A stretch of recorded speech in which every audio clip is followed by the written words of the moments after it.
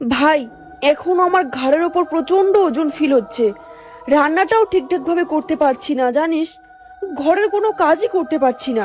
কি মুই তো আগে থাকিয়াই কইছুম যে কিছু না কিছু তো সমস্যা আছে। ডাক্তার বাবুকে কালকে মোক কইল যে তোর 10 কেজি ওজন বাড়ি গেছে। ব্যাপারটা মোক ঠিক লাগছে না, কিছু না কিছু তো সমস্যা একটা আছে। আমি ঠিকমতো খাওয়া দাওয়া করতে পারছি না। কি করে সম্ভব আমার একদিনে 10 কেজি ওজন বেড়ে যাবে? আগের থেকে আরো বেশি শুকিয়ে যাচ্ছে আমি দিন দিন। শোন বোন, গ্রামত একটা মোর পরিচিত ভালো কবিরাজ আছে। তো কবিরাজটা কিন্তু ভালো ঝাড়ফুঁক করে অনেক লোকেকে ঠিক করছে। মুই কি কবিরাজটা তোমার বাড়ি দিয়ে পাঠাম? না না ভাই, তুই তো জানিস আমি ওসব ভূত পেট একদম বিশ্বাস করি না। তুই কোনো ওঝা কবিরাজ আমার বাড়িতে পাঠাস না।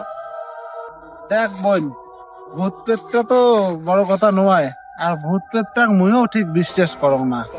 একদিনে 10 কেজি ওজন বাড়ি গেছে, এটা কিন্তু মুখের কথা নয়। তার জন্য মুই কল লাগছ একবার তুই কবিরাজটা দেখাও, দেখি না কবিরাজটা কি কয় কথাটা। দেখো মজিদুল, আমি তোমার দেওয়া ঠিকানায় তোমার দিদির শহরের বাড়িতে চলে এসেছি, আর আমি বাইরে দাঁড়িয়ে আছি।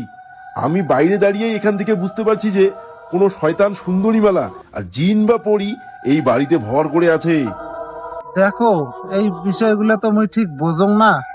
তোমরা ভালো করে একবার মোর বোনক দেখো, আর কিভাবে ভূতটাক তাড়া যায় সেটাও এখন চেষ্টা করো। আমি তো অনেকক্ষণ থেকে দরজাতে নক করছি, কলিং বেল বাজালাম, কিন্তু কেউ বাইরে এলো না। কেউ তো দরজাও খুলছে না। কেউ কি বাড়িতে আছে আদৌ? তোমার দিদি এখন কোথায়? মানে দরজা খুলির লাগছে না।